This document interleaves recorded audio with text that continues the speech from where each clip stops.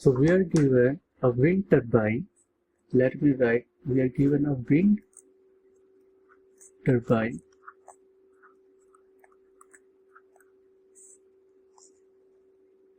and the power generated by this wind turbine is given to us as 30 kilowatt.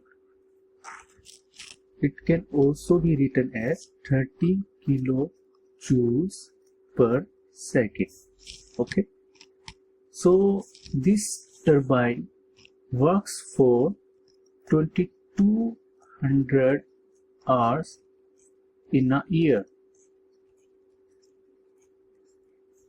So we need to find the power generated by this wind turbine, the total power generated. So total power generated